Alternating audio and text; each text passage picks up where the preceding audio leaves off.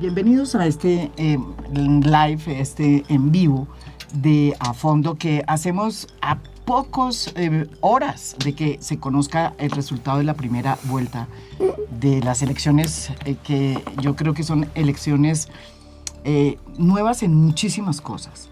Hemos querido invitar a dos voces muy importantes de la campaña de Iván Cepeda, que es el candidato del Pacto Histórico.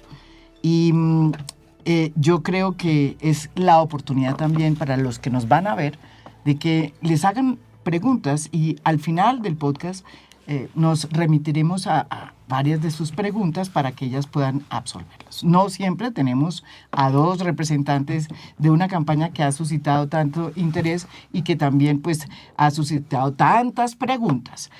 María José Pizarro, por un lado, bienvenida aquí, María José. Gracias, muy feliz de estar de nuevo en A Fondo y un saludo para Susana, mi compañera. Y Susana Muhammad, que ella también ha venido muchas veces aquí a Fondo, ex ministra, una gran conocedora de todo este tema del medio ambiente, pero además de todo el tema de la transición energética, concejal de Bogotá, senadora, concejal de Bogotá, ex concejal de Bogotá, conoce muy bien y yo creo que está detrás de ir como candidata.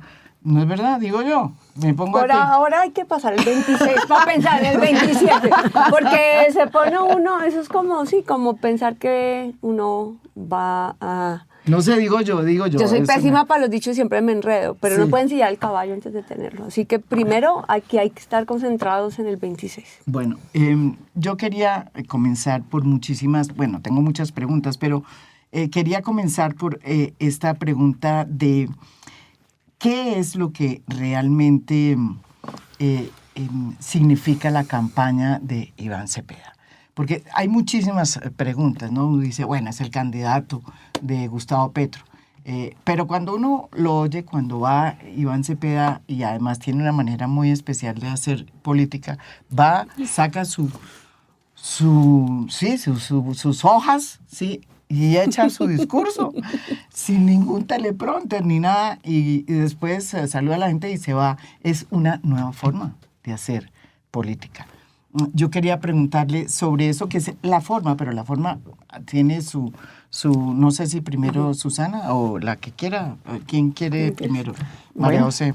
Pues lo primero es que, por supuesto, hemos visto a Iván Cepeda con un papel, leyendo sus discursos, pero esto no es porque no tenga capacidad de debate, no es tampoco la forma tradicional en la que él ha hecho política, es sencillamente un camino que se ha definido en términos estratégicos por parte de la campaña. Nosotros hemos querido, en primer lugar, que cuando se lee el discurso, eso incluso pueda ser revisado por la gente más adelante, cada una de las palabras que se dijeron en cada uno de los discursos que se pronunciaron, que van más de 100 eventos públicos con más de 1 millón de asistentes durante todos estos meses de campaña. Tú puedes saber qué dijo exactamente en cada uno de los espacios en los que estuvo y por lo tanto también la gente puede saber qué compromisos se hicieron de su parte de cara a la ciudadanía.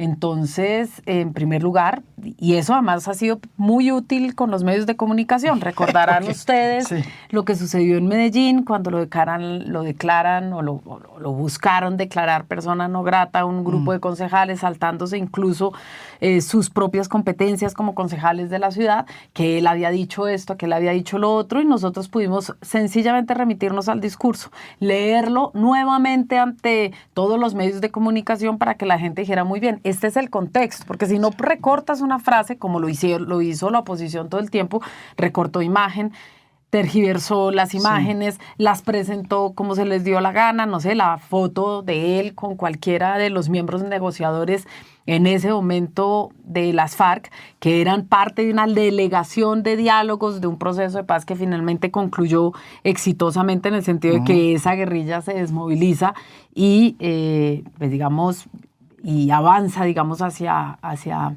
un proceso democrático más allá de lo que sucedió después con las disidencias, pero no era una foto de él en plan amiguis, ni mucho menos, era una foto en el marco de la mesa de diálogos con en su momento con las FARC, y lo sabes tú muy bien porque ambas compartimos delegación con el Ejército de Liberación Nacional. Entonces esto nos permite encuadrar muy bien, por un lado, de cara a lo público, cuáles son los compromisos con la gente, cuáles son los compromisos de cara a los medios, qué fue exactamente lo que se dijo, y no dejamos pie a la tergiversación.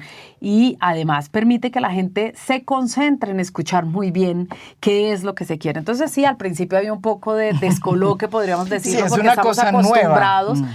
a que los candidatos van, se paran. No estamos acostumbrados al show tampoco del otro lado, pero por lo menos estamos acostumbrados a que el candidato se para y da su discurso. Aquí se para, da el discurso, pero hay un control absoluto de lo que se dice, de lo que se quiere decir en ese momento y de lo que se le quiere transmitir. Por un lado, a las comunidades que están asistiendo, pero también a la ciudadanía. Entonces, ahí hay una clara intención. No es deliberado, no es porque él no sepa debatir. Lo hemos oído debatir en el Congreso por años. Lo hemos visto incluso en el marco de esta campaña debatir en el Congreso de la República con Paloma Valencia, que es senadora también de la República, pero esto nos ha permitido de alguna manera construir una rigurosidad y una seriedad en el marco de la campaña. ¿Cómo es que se proyecta esta campaña? ¿Qué es lo que queremos comunicar? ¿Cómo lo queremos comunicar? Y dar lo que hemos querido siempre, digamos, un principio de que esta no es la campaña ni el show ni el espectáculo, no es un reality de la política. Nosotros estamos haciendo política de manera seria, con argumentos, presentando nuestras propuestas y nuestra visión de país. Una de las cosas que mucha gente reclama, porque, bueno, obviamente son pocos los espacios que Iván Cepeda ha aceptado para ir. Él y otros candidatos dijeron que no habían debates, y entonces hemos tenido que hacer entrevistas de varios candidatos, y aquí estuvo Iván Cepeda también. Pero yo le quería preguntar, hay un tema que yo sí creo que está metido en la agenda pública y que forma parte de lo que debería ser pues el debate presidencial, y que ha sido abordado también en parte por Iván Cepeda, pero usted ha sido una persona que ha estudiado mucho ese tema, y tiene que ver con la transición energética, tiene que ver con el futuro de la sostenibilidad en materia de energía de Colombia, sobre todo ahora que viene un niño muy fuerte. ¿Cuál es la política, si usted nos pudiera decir, Susana, sobre realmente ese tema que tiene como muy confundidos a mucha gente? ¿Por qué no nos la explica? Muy bien. Ahí creo que hay un parteaguas con todos los otros candidatos. Y ahí sí que hay una elección. Si la gente vota por cualquiera de los otros candidatos, está en un camino Colombia. Si vota por Iván Cepeda, está en otro camino. Y ese camino es el camino de la diversificación económica para lograr una economía próspera, en donde además sea intensa en trabajo y logre también ser una economía que al mismo tiempo que se reproduce, vuelve al país resiliente al cambio climático y logra avanzar en procesos de reindustrialización y procesos de sostenibilidad de la vida. Entonces vamos a poner ejemplos concretos. Y le voy a decir por qué. Porque la transición energética en Colombia no es solo cambiar un energético por otro, sino que significa cambiar la lógica, los ingresos fiscales de la nación, pero también la canasta exportadora y el balance comercial exportador. Y eso es un reto gigantesco que hemos puesto hacia el mundo, bajo un país que tiene la peor condición de todas, un país que no tiene suficientes reservas de petróleo y gas, digamos, como para sostenerse por décadas y décadas de eso, por ejemplo, como Venezuela o Arabia Saudita, y al mismo tiempo un país que tiene alta dependencia para sus ingresos fiscales, o sea, los ingresos del gobierno. Dependen de y la canasta exportadora, 50% de la canasta exportadora es hidrocarburos. Entonces, el mundo se está descarbonizando. Por eso tienen que armar guerras para que no se descarbonice, para que el precio del petróleo suba, como lo tenemos hoy a $120 por barril, y que esos pozos petroleros sean económicamente viables. Lo están haciendo a través de la guerra. Entonces, eso totalmente es un colapso para la humanidad. ¿Qué propone Iván Cepeda? Propone, por un lado, avanzar hacia la energía renovable con decisión y acelerar la transición energética justa. Y es posible. Hay ejemplos de países como nuestros que están haciendo unas revoluciones inmensas. ¿Como por ejemplo? ¿Qué países? Por ejemplo, Pakistán. Pakistán en 3 años logró construir 38 gigavatios de energía. O sea, el gobierno Petro está llegando a 4 gigavatios adicionales. ¿Qué significa 4 gigavatios adicionales? Pasar de 2% de participación de renovables en la matriz energética en el 2022 a 17% de capacidad. O sea, hoy vamos a enfrentar un super niño que cada vez más, no hay que tener esperanza, cada vez va a ser peor porque el cambio climático no se contiene. Cada vez va a ser peor. Entonces hoy vamos a tener una resiliencia mayor, relativa. Pero el clima va por delante. Sí, porque antes no teníamos el 17% de capacidad renovable instalada. Antes de pasarle la batuta aquí a María José, yo acabo de venir de La Guajira, exministra, y hay 58 proyectos eólicos parados. Sí. Parados porque la manera como se hizo durante todos los gobiernos, incluido el de Petro, la negociación con las comunidades fue un fracaso. Pero imagínate que nosotros logramos en 6 meses, y hay que darle el crédito a la ministra Irene Vélez de eso, destrabar la línea colectora que conecta a La Guajira con el centro del país, que es lo clave para la interconexión eléctrica nacional de los renovables, o si no se te queda la energía renovable allá. Y se logró hacer 250 consultas previas con el pueblo guayú. Sí. Entonces, y las 17% adicional de capacidad en solar. Entonces, sí hay una capacidad adicional, hay un resultado concreto del gobierno Petro. Entonces, lo que ahí dice Iván Cepeda es, bueno, tenemos que trabajar, pero eso sí siempre incluyendo las comunidades, los territorios, la lógica de desarrollo territorial. Pero quiero como concluir con esto. Entonces, Iván Cepeda dice, vamos hacia la diversificación económica, no a profundizar la dependencia del extractivismo, que es exactamente lo que dice Abelardo de la Espriella, Paloma Valencia, Claudia López, Fajardo. Sí, todos recordemos, dicen, fracking a lo que dé. Sí, supuestamente nuestra respuesta económica rápida, que no lo es además, es la explotación de recursos naturales, como sea, donde sea. Y esas consultas previas, esas comunidades, eso todo es un estorbo, ese es el paradigma desarrollista. Sí. Iván Cepeda dice, no, nosotros podemos ir hacia la agricultura, cuidando el agua. Nosotros podemos ir a la matriz energética renovable, manteniendo la soberanía energética. Es que fíjate, con las guerras del petróleo, entre más soberanía energética tengamos, o sea, más capacidad renovable es mejor.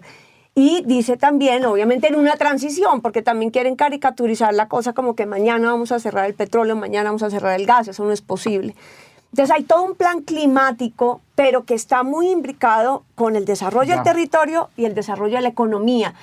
Y eso es rico en empleos, eso es rico en conocimiento, eso es rico en capacidades. Y eso diferencia trascendentalmente el camino económico de Colombia. ¿Y sabes qué va a pasar con Abelardo de la Espriella y Paloma Valencia? Que la imposición de ese extractivismo va a ser de forma autoritaria. Van a buscar flexibilizar estándares ambientales, flexibilizar estándares sociales, pasar encima de las poblaciones y el control territorial, para ellos el control territorial, porque donde están esas explotaciones es también regiones donde tenemos menos gobernanza, pues ese control territorial va a ser militar. Entonces yo creo que nosotros no tenemos que caer, yo ahí sí llamo a los electores a que no caigamos en la órbita del fascismo internacional. Y para mí, Abelardo de la Espriella es caer en la órbita del fascismo internacional, del autoritarismo de regreso. Y Paloma Valencia, el autoritarismo institucionalizado. Y yo creo que eso es un camino muy peligroso para Colombia cuando Colombia tiene que defender la vida. María José, una de las cosas que incluso hablamos en el podcast anterior con Gustavo Bolívar, que yo le preguntaba, él le decía, hay mucha gente que podría votar por Iván Cepeda, pero se asusta cuando no entiende muy bien el tema de la constituyente. Entre otras porque hay una población muy grande que quiere la Constitución de 1991 y considera que es pues una constitución que ha sido progresista, ¿sí? En muchas cosas, aunque el modelo que haya, sobre el modelo económico que haya sido, pues, que nació, pues hubiese sido el neoliberalismo. Pero, ¿qué le puede decir usted a esas personas sobre ese tema? Porque volvió otra vez a surgir, poco a poco surge, cuando se acalla el tema vuelve y surgen otras cosas. Yo leí una entrevista de Aida Quilcue en El Tiempo, muy buena por lo demás, pero en donde ella volvió a hablar de la constituyente.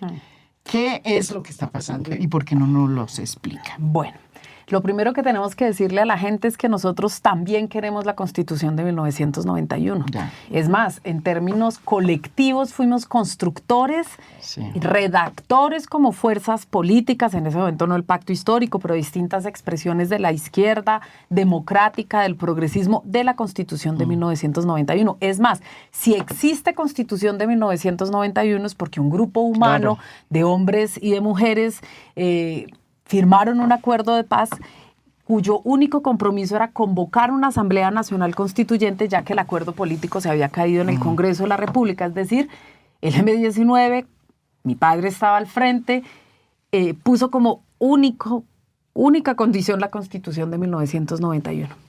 Es decir, que dejáramos atrás la Constitución de 1886 y que enmarcáramos el país en un derrotero y en un contrato social distinto, que es la Constitución de 1991. Una Constitución que permitió establecer que ya no éramos un Estado de Derecho, sino un Estado social de derecho, cuyos primeros artículos, por lo menos los primeros 19, son poesía en términos sociales, por decirlo de alguna manera, y que es el gran legado de la participación, por un lado de la izquierda democrática y por el otro lado de un gran espacio de diálogo o de acuerdo nacional, donde todas las fuerzas políticas se sentaron a decidir, bueno, cómo va a ser el nuevo contrato social. Y por supuesto, digamos, en materia social es profundamente rico. Y eso es lo que nosotros defendemos también. En primer lugar, porque establece derechos y reconocimientos que antes no existían, hacia las mujeres, hacia las comunidades étnicas, hacia las comunidades afro, e incluso en términos territoriales. El país empezó a integrarse en el mapa. Antes, pues, los territorios nacionales por allá, y todavía sigue siendo de alguna manera así, ¿no? La Colombia profunda, pero es una forma de empezar a dilucidar, a dibujar un mapa territorial y social distinto para Colombia. Ese es el espíritu de la Constitución de 1991, que defendemos, que queremos. Lo que nosotros hemos dicho es que como condición para cualquier Asamblea Nacional Constituyente, si esa se diera, porque la Constitución política de nuestro país establece de todas maneras que hay un mecanismo para reformar la Constitución. Eso lo establece la Constitución. Sin embargo, nosotros consideramos que para llegar a eso tendríamos primero que tener como condición un gran acuerdo nacional. Es decir, ¿sobre qué nos ponemos de acuerdo? Puede que al final de ese gran diálogo nacional no sea necesaria una Constitución, porque resulta que todos los sectores sociales y políticos nos ponemos de acuerdo y decimos, no, mira, unas reformas constitucionales, unas reformas de ley o incluso unos decretos. Hasta allí podríamos llegar.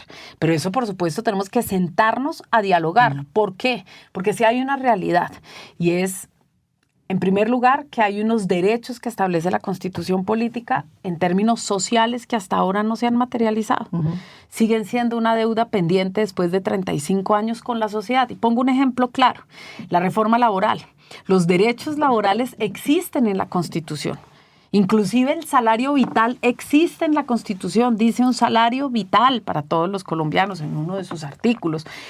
Esto mediante reforma no se hizo, fue un decreto que estableció que a partir de ahora Colombia tendría un salario vital. Pero hay derechos en términos individuales, incluso colectivos, que están establecidos en la Constitución y se reglamentaron 35 años después, con este gobierno, no con los anteriores, con este gobierno. Y puede pasar lo mismo con el derecho a las pensiones, con el derecho a la educación, por ejemplo, que debería establecer ya, como es un deseo, que la educación es un derecho fundamental en Colombia. E inclusive en pleno siglo XXI, me pregunto yo, la energía es un derecho fundamental en Colombia, el Internet es un derecho fundamental en este país, pues en pleno siglo XXI, por supuesto que el Internet lo es. Tal vez no era la discusión de 1990, pero es la discusión de pero es la discusión del 2026. Sí.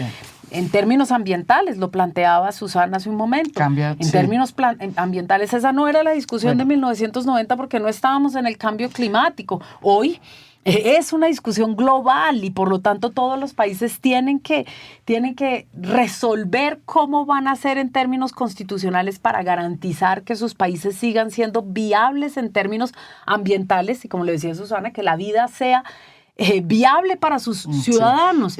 Entonces, no es que nosotros ni negamos la Constitución de 1991, sabemos que hay aspectos en los que se tiene que avanzar y se tienen que reglamentar, y para eso hemos propuesto un acuerdo nacional. Esperamos que ese acuerdo nacional se materialice. Y ese acuerdo, hay disposición de diálogo. Y ese acuerdo nacional, porque pues yo digo que yo conozco más o menos la manera como ha hecho siempre política Iván Cepeda, y siempre ha sido a través de cruzar puentes con el diferente, con el que está del otro lado. Lo vimos, él fue pues digamos como el que montó la estrategia de traer a Fedegan al acuerdo que se hizo después para impulsar la reforma agraria. Cosa que pues históricamente es un cambio muy interesante. Pero la pregunta que tenía yo es, cuando uno cuenta que Iván ha hecho eso, ¿sí? y que es así como ha hecho su vida política y su vida pública, ¿qué le dice a mucha gente que dice no? Lo que van a hacer es que se va a volver esto mucho más extremo, ¿sí? Y van a romper el orden constitucional, y entonces viene pues esta catástrofe que tan anunciada, que es que se va a convertir Colombia en un gobierno autoritario al estilo de Chávez. Obviamente esto que se vuelve una repetición, me parece pues medio pendejo volverlo a decirlo, pero porque no ha sucedido con Gustavo Petro, pero sí hay ese temor. ¿Qué le dice usted cuando explico, le oigo el modelo? ¿El modelo es un modelo qué? Es un modelo que va a acabar con la propiedad privada, con las empresas que están hoy diciendo es que nos va a tocar irnos. ¿Cómo funciona ese proyecto? Bueno, pero hay que decir que ese fantasma que han creado, inclusive el perfil que armaron para la narrativa, que además ha calado en algún sector de la población, de que Iván Cepeda es como un gallo tapado de algo más, que viene, que hay algo escondido, que hay algo misterioso, que por eso no va a debates, no va a entrevistas, porque lo que vienen es con la constituyente para ahora tomarse el poder y convertirnos en un país comunista, que es el relato que han puesto sobre la mesa. Pues no solamente es contraintuitivo y contraevidente. Quienes están usando en la campaña símbolos fascistas es el señor Abelardo de la Espriella, quien quiere alinear a todo el mundo como en un ejército, y el que esté de este lado y haga caso y ponga símbolos militares en la sociedad civil, quien está diciendo que vamos a defender las calles y la seguridad con población civil. Eso se puede volver a empezar a connotar nuevamente como lo que pasó en los 90 con las Convivir y el paramilitarismo. El que está militarizando la lógica de la sociedad es otro, y no en un contexto democrático, en un contexto donde hoy en el mundo viven más ciudadanos bajo regímenes autoritarios que bajo democracias. Y los que fueron a Estados Unidos, inclusive el señor mismo dice, vamos a ponerle alfombra roja al señor Trump y a Israel, que son regímenes que están haciendo hoy genocidios y guerras, pues es esa campaña. Por el contrario, lo que está diciendo Iván Cepeda es que aquí vamos, como hizo Gustavo Petro, y ahí hay un representante del Centro Democrático que me dio un café, porque en el 22 dijo, como ustedes ganaron, apuesto que van a cambiar la Constitución y Petro se va a reelegir. Y yo le tengo que decir a ese representante que el único que hizo eso fue Álvaro Uribe, y trató de hacerlo además 2 veces. El único que hizo eso, inclusive con corrupción. Entonces, el modelo de Iván Cepeda es profundización de la democracia. ¿Qué significa profundización de la democracia? Que más sectores de este país, invisibilizados, excluidos, marginados, puedan participar del ejercicio del poder social y del poder político y público, como lo hizo Gustavo Petro, empoderando el campesinado para hablar de reforma agraria. Entonces, hoy en el Ministerio de Agricultura no se sientan solamente los representantes de los gremios económicos, que además era un ministerio siempre en manos del Partido Conservador, con gremios conservadores y terratenientes sentados en el ejercicio de la política y el poder público. Hoy el protagonista es el campesinado, que se ha vuelto a empoderar. Hoy tendríamos la primera vicepresidenta indígena en la historia del país. Y entonces han dicho, no, Aida Quilcue no tiene conocimiento, no tiene título universitario, no sabe gobernar. Y yo quiero recordarle a los que nos están viendo que los pueblos indígenas gobiernan casi el 40% del territorio de este país, con gobierno propio, con justicia propia, con sistema educativo, enfrentando problemas de seguridad en territorio, enfrentando la realidad geopolítica que también se presenta en su territorio, y van a decir que una lideresa con décadas de experiencia de gobierno territorial no va a poder ese conocimiento multicultural ser parte del poder público, porque es que esas son las talanqueras de la participación y ampliación democrática. Y en términos de economía, Iván Cepeda lo que está promoviendo es una diversificación económica rica en empleo. Por ningún motivo ha hablado de una estatización de la economía. Eso era lo que le iba a preguntar. Jamás. Sí. Lo que ha hablado es de una democratización de la participación de los factores de producción, tierra, agua, crédito y la capacidad también de diversificación económica. De la participación de la gente en el capital. Y de acuerdos fundamentales de las regiones. ¿Cómo vamos a tener un país en donde más de la mitad del país no tiene una economía lícita que le rente al Estado? O sea, ¿qué tipo de Estado quebrado es este en el que estamos? Iván Cepeda tiene un énfasis profundo en el desarrollo territorial y quiere involucrar a las comunidades, al sector privado, en las oportunidades que da este país, que son inmensas. Entonces yo creo que es todo lo contrario a lo que quieren mostrar de forma realmente pérfida y de forma malintencionada, cuando ellos lo que saben que es lo que están haciendo, poniéndonos a nosotros lo que ellos realmente son. Y eso es un espejo, un juego de espejos en la narrativa, pero pues en conclusión, una economía próspera, una economía de alta participación de todos los territorios, un proceso político y democrático que incluya a mayor población en las decisiones, y una prosperidad colectiva y no simplemente el capital de unos cuantos arrasando el territorio y subyugando y explotando la gente y la naturaleza. Otro de los, digamos, de las inquietudes que mucha gente tiene, dice, uy, si gana Iván Cepeda, entonces, ¿cómo hacemos para solucionar el tema del problema macroeconómico que se hereda? Es un déficit bastante alto que viene no solamente heredado por Gustavo Petro, pero porque creció fundamentalmente también en el gobierno de Iván Duque. De todas formas, eso se ha vuelto un problema muy grande. Entonces, el próximo presidente, sea quien sea, tiene que enfrentar un déficit fiscal muy alto. Pero los que, sus opositores lo que dicen es que no, la izquierda ¿qué va a hacer? Pues va a seguir gastando y gastando plata que no tiene, porque no hay más plata en las arcas del Estado. La única manera es a través de unas reformas tributarias que no van a salir porque ya ha habido muchas. Y porque lo que hay que hacer es volver a reducir el gasto y a controlar la inflación, ¿sí? Y a ordenar lo que desordenó Gustavo Petro. ¿Qué le dice usted a esas personas o a esas voces que siempre han dicho que la izquierda no sabe manejar los temas macro? Porque gasta mucho, porque gasta mucho. No, yo creo que hay una concepción, es como cuando le dicen las mujeres no saben nada de economía, entonces nosotras no podemos manejar un peso cuando administramos toda la economía, inclusive en nuestros hogares, por siglos. Entonces, bueno, ahí hay que entender un poco qué para ti es gasto, qué para ti es inversión, o sea, un poco cómo vas a administrar los recursos que tienes. Una mamá diría perfectamente, yo soluciono todo con lo poquito que tengo, pero mis hijos no pasan hambre.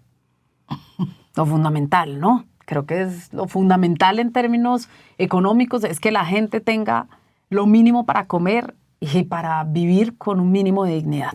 ¿Por qué? Porque el país prospera así. Cuando tienes un montón de gente muerta de hambre, pues difícilmente el país camina hacia adelante. Entonces, eso es, digamos, como un principio básico. Entonces, que nos digan que no sabemos manejar la macroeconomía, cuando los datos macroeconómicos lo que nos están diciendo es todo lo contrario. Una inflación que se ha sostenido, es más, ha bajado en el tiempo, la recibimos mucho más alta de la que tenemos, casi 5 puntos porcentuales por encima de lo que está la inflación hoy. Un salario vital que decía, no, esto aquí se van a quebrar todas las empresas, todo el mundo va a salir corriendo, las utilidades de los grandes conglomerados económicos son perfectamente comprobables, es decir, aquí desde el trabajador que recibe su salario hasta las grandes corporaciones económicas y las grandes empresas, pues han crecido en materia de utilidades. En segundo lugar, tenemos el desempleo más bajo de décadas. esto también hay que decirlo. Entonces los datos macroeconómicos van bien. ¿Sí? Entonces, así que nos digan que no sabemos manejar la economía, no. Yo creo que aquí nos pueden criticar seguramente muchas cosas, pero el manejo de la economía creo que no sería de los puntos más cuestionables de este gobierno, por decirlo de alguna manera. Es decir, en relación con el gobierno que recibimos. Sí. E inclusive el pago de la deuda. Yo creo que hay dos datos importantes. Sí, el fondo de los combustibles, que eran Sí, 80 billones de pesos que se sanearon, hoy no hay deuda. Decisiones difíciles, pero responsables en términos fiscales. En segundo lugar, en estos días salió en la noticia, ya no le debemos un solo peso al Fondo Monetario Internacional. Bueno, ¿qué país puede decir hoy que no le debe dinero al Fondo Monetario Internacional? Es más, miremos Milei, que nos quieren imponer el modelo económico de Milei aquí, pero es lo que dijo Abelardo, lo ha dicho, igualito, que él va a imponer el modelo económico de Milei aquí. ¿Y qué es lo que va a pasar con la gente?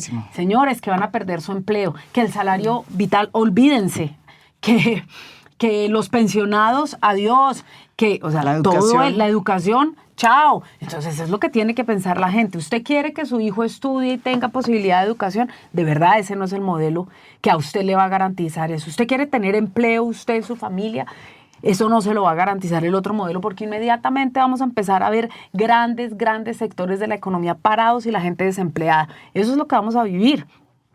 Y entonces que nos digan, digamos esto, pues yo creo que nosotros tenemos que ser responsables con la gente y decirle, vea, hay una forma de manejar de manera responsable la economía. Tú puedes sobreendeudarte y tirar la pelota hacia adelante. Eso es lo que ha pasado históricamente en este país. Sí. No el gobierno anterior, sino todos endeudados, solucionaban el problema, y el que venga que ve a ver cómo soluciona. Nosotros hemos tomado decisiones difíciles en materia fiscal, pero no le estamos legando, digamos, un problema gravísimo. Claro, el déficit va a ser un problema grave. Y entonces Iván Cepeda propone dos cosas. A ver. La primera, él ha hablado de un sistema nacional anticorrupción y no el eslabón pequeño de la cadena, el señor, el funcionario, no. Estamos hablando del sistema corrupto que se ha construido en este país. Y contra eso tenemos que luchar, porque son estimados más o menos 80, si no 50 billones de pesos que se pierden al año en esas puertas giratorias, en ese clientelismo, burocracia, pliego sastre, corbatas en el Estado colombiano. El Estado colombiano tiene que ser eficiente y para eso hay que combatir un sistema corrupto que se ha naturalizado en Colombia. Hay que dejar de naturalizarlo, punto. Y entonces quienes tienen que temer son los que hacen la política y viven de ese sistema corrupto en Colombia. Nosotros no vamos a avanzar en ese sistema. Inclusive como gobierno hemos pagado terribles consecuencias. En segundo lugar, él ha planteado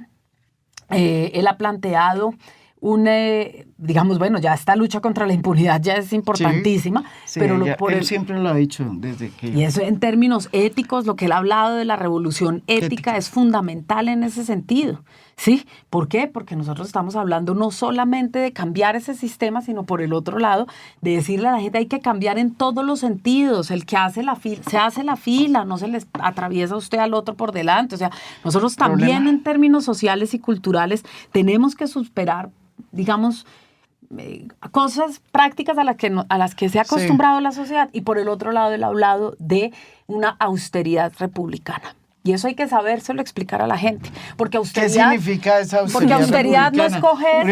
Eso me parece, viniendo de un hombre de izquierda, me parece rarísima esa paz. Pues yo creo que inclusive tenemos que empezar a apropiarlo. ¿Qué dices? Tú puedes pasar como lo hacen todos al tablero y empezar a quitar ministerios y creer que eso va a ser austeridad. No, eso va a ser menos empleo para la gente, más dificultades en términos sociales y digamos, echar a la basura una institucionalidad que en este país se ha construido por décadas, que no la hemos construido nosotras, que se ha construido con el concurso de todos los sectores políticos y sociales de este país. Por supuesto que hay cosas que debemos revisar, pero los gastos suntuosos, entre muchos, esos principalmente. Él ha dicho, yo lo primero que hago es inclusive bajar mi propio salario, bajar el salario de todos los ministros y de toda la gente que trabaje con nosotros en este gobierno y empezar a recortar los gastos que no son absolutamente necesarios para el funcionamiento del Estado. Es decir, no puede ser que la gente esté pasando hambre mientras aquí tenemos salarios indecibles y unos gastos desproporcionados, y que la gente participe solo para recibir su refrigerio, ¿no? Porque no es para incidir en las decisiones, sino para recibir refrigerios. No, todo eso se va a analizar y se va a recortar. Entonces, por un lado tenemos la lucha contra la corrupción y por el otro lado, pues sí, una austeridad republicana que promete, no es la austeridad neoliberal, que es distinta.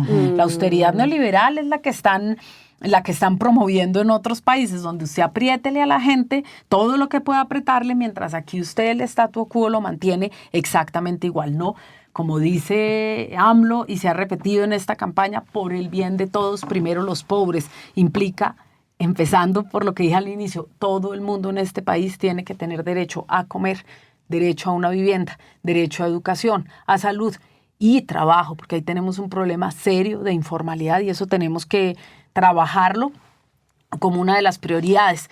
Pero lo que no podemos hacer es mantener toda una élite suntuosa en este país dentro del gobierno mientras la gente está pasando hambre. Yo le quería hacer una pregunta que mucha gente pues la piensa, pero teniendo aquí a las dos personas que pues, están tan cerca de la campaña de Iván Cepeda y teniendo en cuenta que es una campaña de la que se sabe muy poco, ¿no es verdad? Yo les agradezco que vengan acá. Se sabe mucho. No, se sabe, yo no sé, no, se sabe muy poco en el sentido de quiénes son, o sea, bueno, aquí estamos mostrando quiénes están, no, se sabe poco en el sentido de quiénes forman parte, no se sabe mucho, porque claro, Iván Cepeda siempre lo dice en sus discursos, y esos discursos se hacen Yo creo que se sabe mucho de esta campaña, ¿sí? Por ejemplo, de la campaña de Abelardo sabemos mucho. No, tampoco. Te podría decir que no se sabe nada, empezando que no se sabe que Duque es uno de los principales aliados de esa campaña, que los Char son uno de los principales aliados de esa campaña, que hay sectores políticos que de los cuales él reniega en público, pero que en realidad están muy comprometidos con su campaña. Inclusive sectores políticos, como tú bien dices, muy importantes, nacional e internacionalmente. Aquí ha sido transparente. Por supuesto que no conoces en detalle todo, pero sabes perfectamente, por un lado, que proponemos, tenemos una alianza por la vida. Esto también hay que decirlo. Aquí no estamos con acuerdos por debajo de la mesa. Aquí todos los acuerdos han sido públicos, se han puesto sobre la mesa con todos los sectores políticos que han llegado. ¿Sí? Y se ha tenido una discusión muy profunda alrededor, por ejemplo, de temas como la constituyente o de otros temas sociales y políticos del país. Y hay un acuerdo firmado, ¿sí? No acuerdos burocráticos, acuerdos firmados en términos programáticos con cada una de las fuerzas que han llegado a la Alianza por la Vida, que son sectores democráticos importantes. La diferencia es que acá hay un partido político, un proyecto político y un proceso político. No es un individuo al aire sin entender el soporte, sino un proceso de décadas con un gobierno que está hoy en ejercicio y con un proyecto claro. Entonces, pues sí, la organización de la campaña es una máquina de organizar publicidad, logística, alianzas que ha coordinado María José y Gabriel Becerra. Pues eso al final es una campaña política, pero acá hay un proyecto político que tiene un programa político que gobernó en un primer gobierno del cambio y que la gente puede saber cuál es la dirección. Y creo que ha sido muy acertada la lógica de Iván Cepeda de que su diálogo es con el pueblo. Y yo creo que no con los medios de comunicación. Sí. También con los medios, porque ha dado las entrevistas, porque los medios están invitados a los actos públicos, y ahí lo pueden transmitir, está en vivo, está en las redes sociales.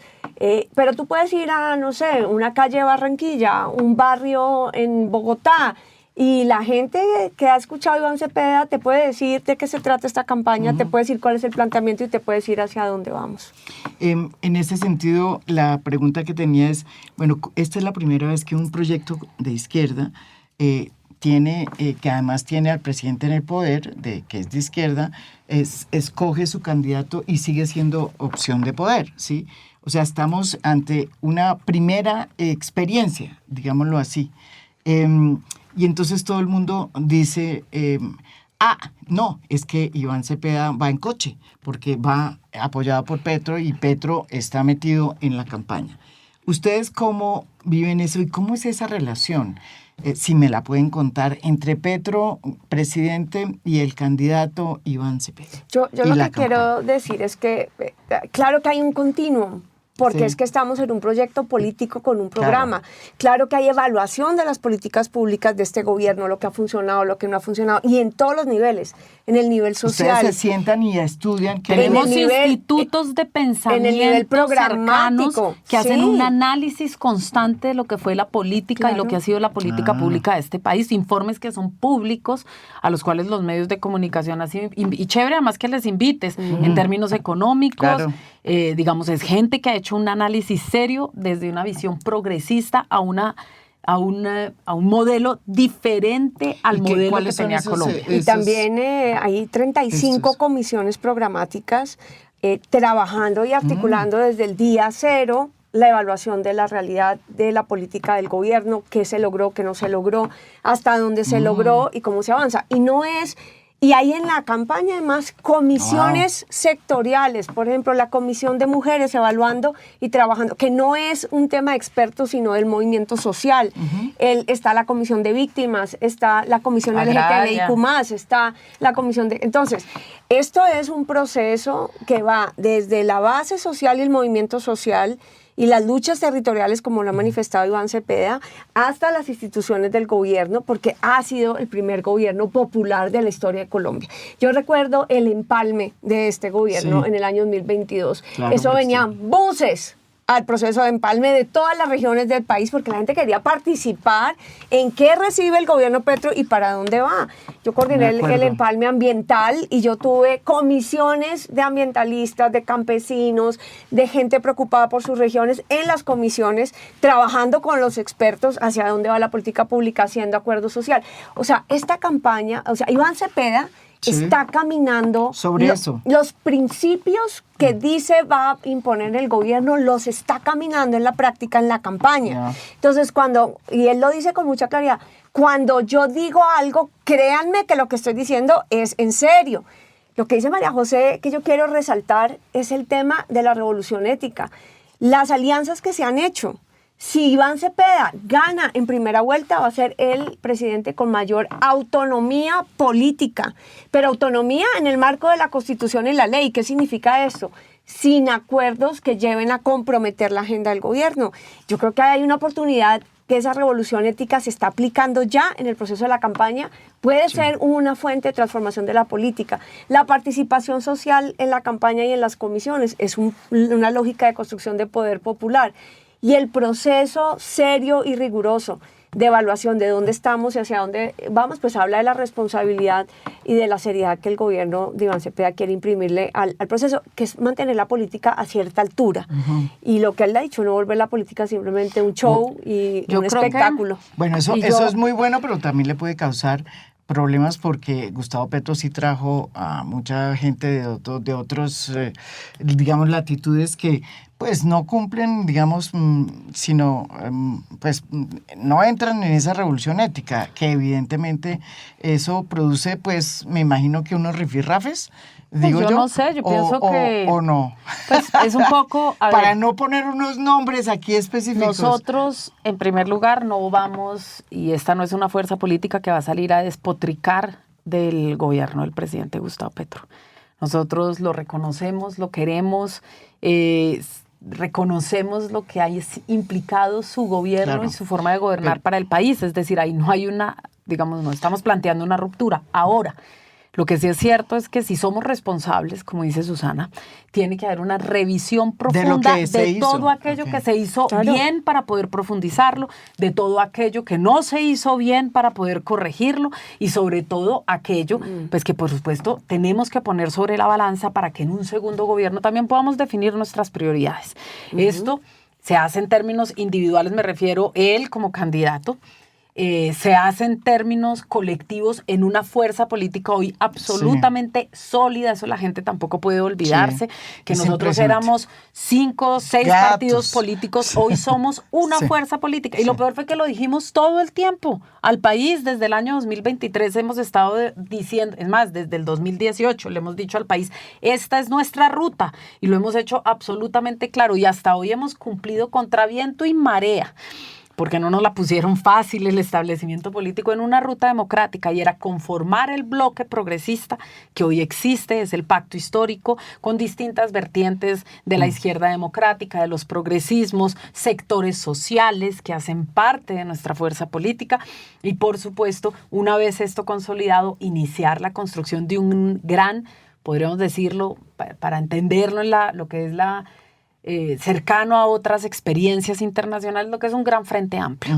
Un gran frente amplio, es decir, la Alianza por la Vida no es, y la Alianza por la Vida no es una coyuntura electoral, eso también tenemos que decirlo. La Alianza por la Vida es, digamos, una vocación de permanencia en términos democráticos de lo que defendemos como modelo. Y en eso tenemos que ponernos de acuerdo, porque inclusive internamente no pensamos todos igual, no es que somos un ejército que vamos todos para el mismo lado. Nosotros también internamente tenemos diferencias que las discutimos. Hemos aprendido a dirimir nuestras diferencias de una manera distinta. No vamos a echar por la borda un proceso de consolidarnos como partido político solo porque a lo mejor no nos parece, no lo decimos todo exactamente igual. Y con las otras fuerzas políticas pues llegar a una conversación muy franca, que es la que hemos tenido. Por eso la conversación incluso crítica con el Partido Verde, la conversación crítica con los sectores que dicen más santistas, pues son democráticos, con representantes de la afrocolombianidad.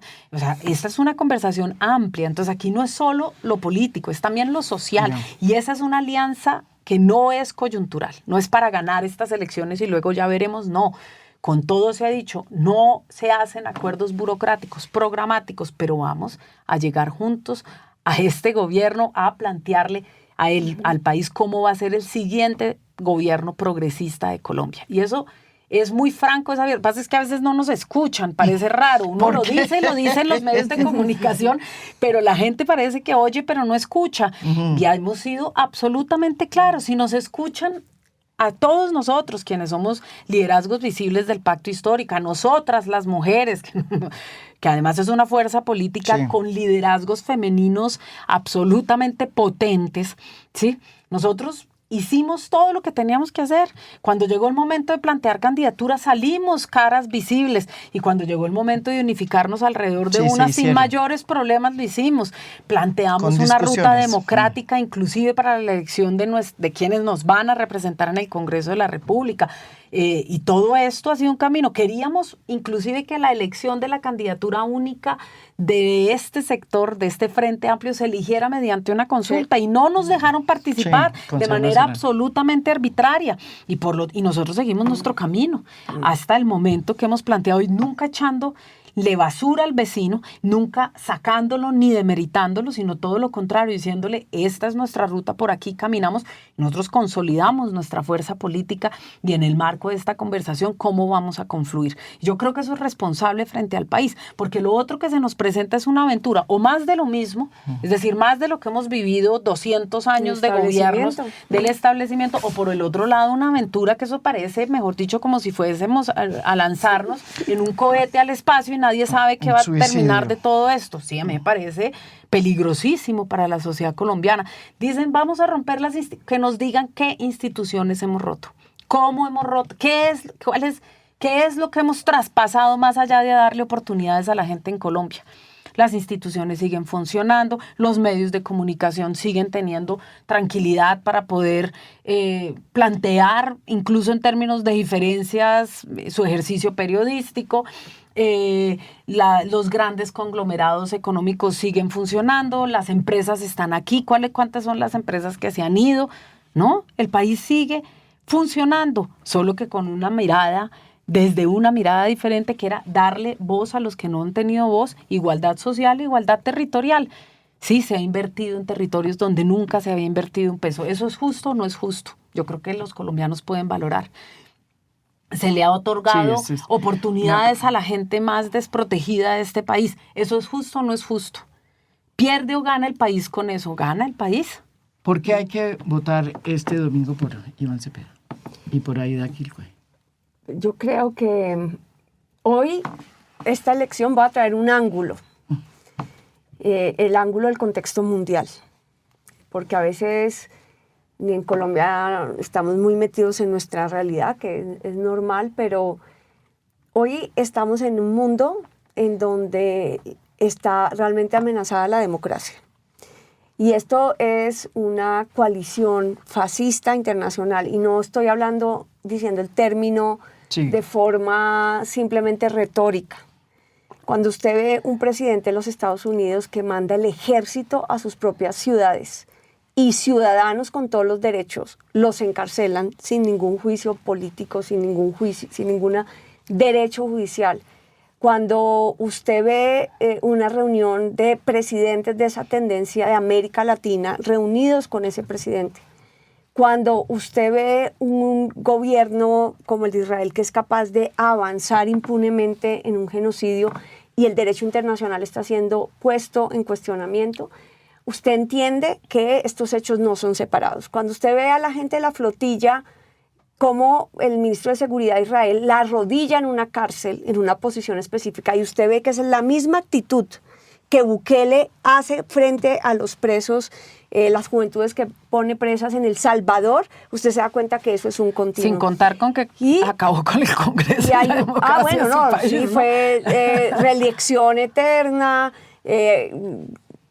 contra la oposición. Que decirle a Mauricio Gaona que también eso pasa en Salvador, no solamente en Venezuela. No, en El Salvador es absolutamente, yo soy compañera de la líder de oposición, la única líder de oposición en el Congreso de El Salvador y el único partido de oposición que hay, y es tremenda la reducción de la capacidad democrática a través del imperio. Y cuando usted ve lo que proponen, que la forma de llegar que hay que recortar el Estado, recortar los derechos, que hay que llevar a los territorios la bota militar, que vamos a crear megacárceles para encarcelar a todo aquel que supuestamente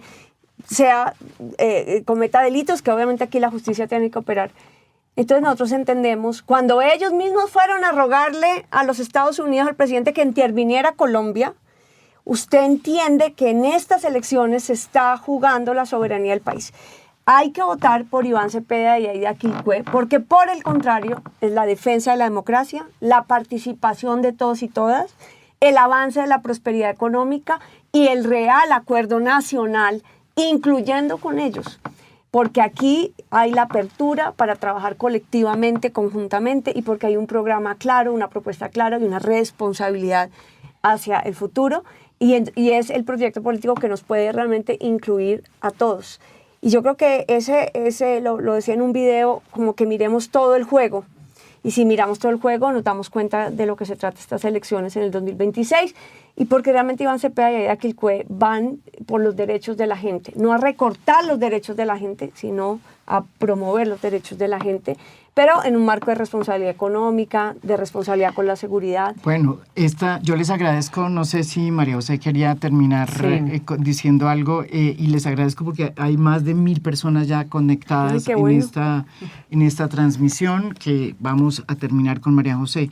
Y además era la oportunidad que yo sí creo, porque yo insisto en esta campaña como que todos los candidatos están hablando a sus audiencias, y de pronto sí es muy importante esta reunión que tuvimos hoy aquí con ustedes dos para absolver muchas inquietudes de mucha gente y para que ustedes cuenten cómo es este proyecto, por qué es que ustedes están en él, y bueno, y mostrar que hay mujeres muy preparadas dentro de ese mismo proyecto, como las que tenemos aquí invitadas. Pues bueno, lo primero es que la gente tiene que tener la certeza de que no les estamos proponiendo una deriva autoritaria.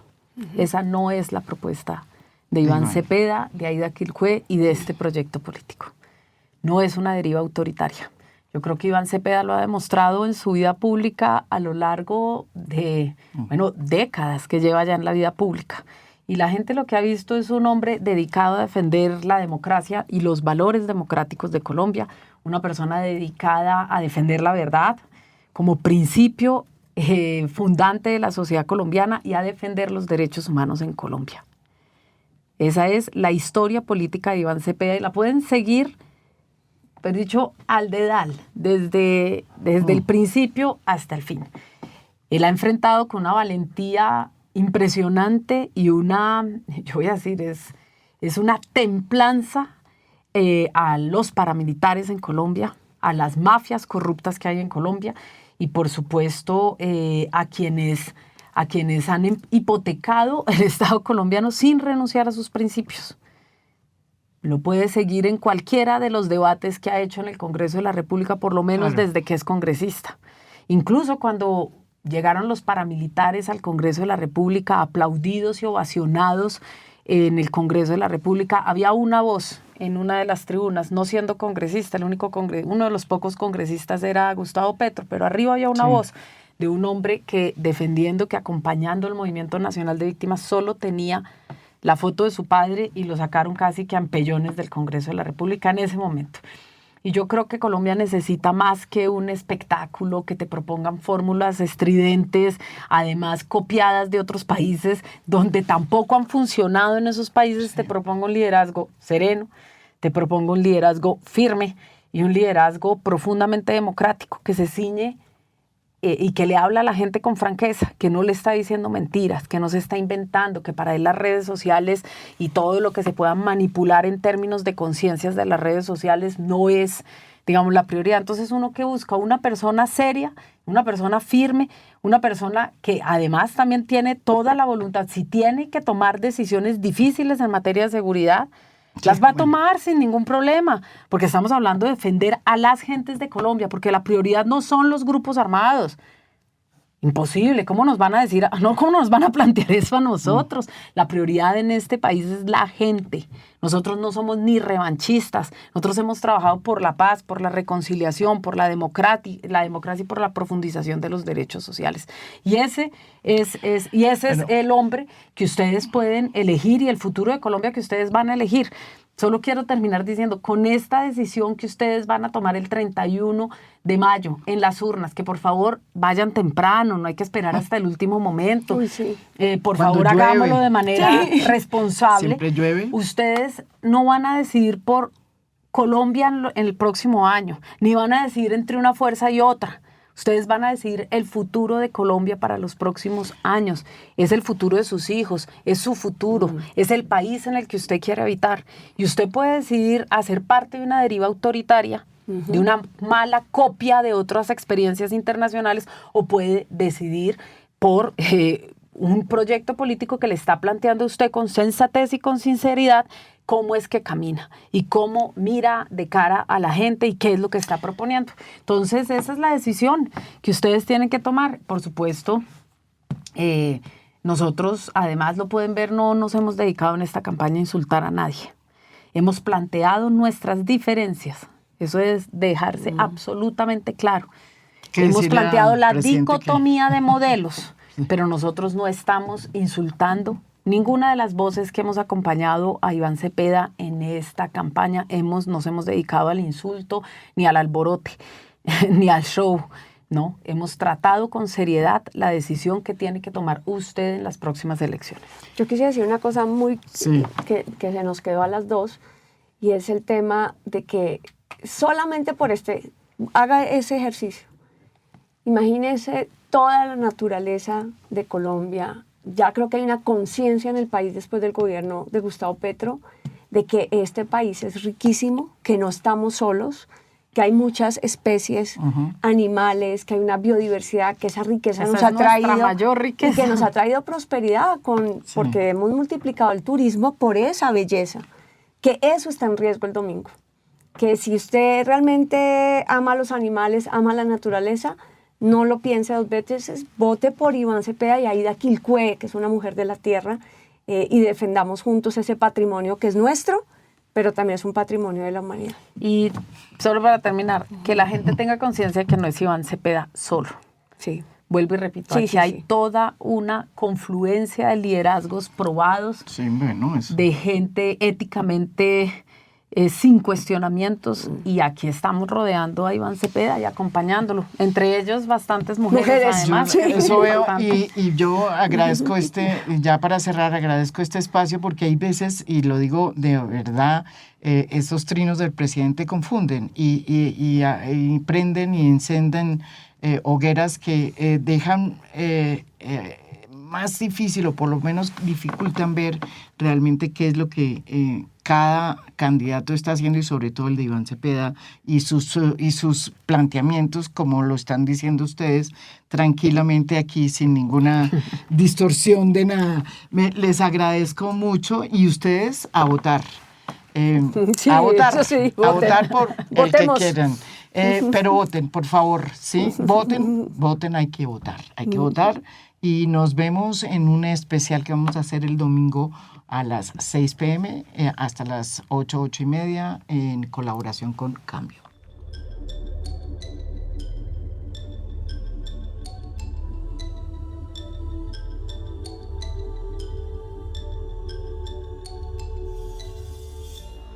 A Fondo es un podcast producido por Mafialand. Producción general, Beatriz Acevedo. Producción de audio, Santiago Acosta López. Música original del maestro Óscar Acevedo. Nos pueden escuchar también en mi canal de YouTube. Gracias por escuchar. Soy María Jimena Duzán.